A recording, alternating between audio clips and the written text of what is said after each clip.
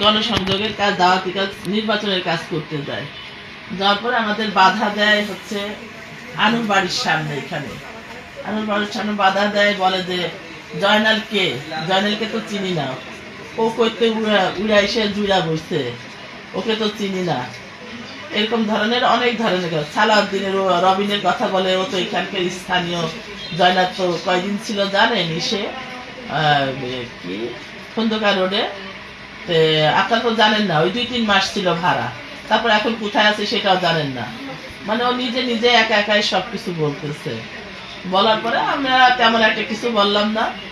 আমার উপরের দায়িত্ব শিলাপা, কাছারাপা, উনিও বলতেছিল যে না, ওনাকে চেনবেন না কেন, ওনাকে তো সবাই চেনে, উনি এইখানেই থাকে।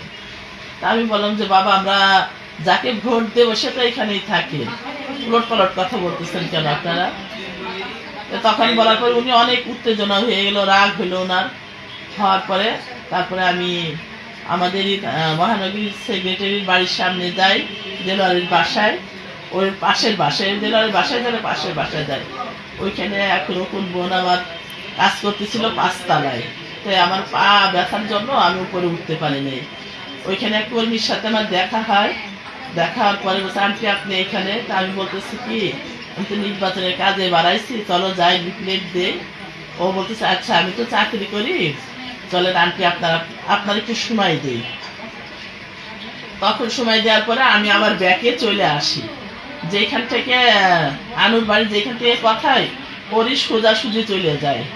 ওইখানে অবশ্য আগে আছে মহানগরীর ছিল, অফিস ছিল, আমি চিনি অবশ্য। আমি ওইখানে যাই, যাওয়ার পরে ওকে আমি বলি যে 5 তলায় উঠো। ওটার চিপার ভিতরে একটুখানি যায়, পিছন ভিড়ে থাকি। ওইখান থেকে যে কে আমাকে মানে এটা মানে বুঝতে পারলাম যে আমাকে কেউ হয়তো মারতেছে। তখন আমি ঘাটটা সরাই দিই সামনের দিকে, দেওয়ার পরে মারার পরে আমি বসে পড়ি।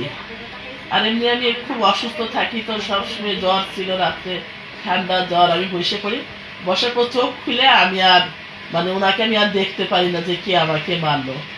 তখন হচ্ছে ওই আস্তে আস্তে আমি সামনের দিকে এক রিক্সাওয়ালা এসে বলতেছে আন্টি আপনার কি এখানে। তখন ও দেখে যে আমার হাতে রক্ত, ও আমার নিয়ে যায় শনি আকলারের সাইডে।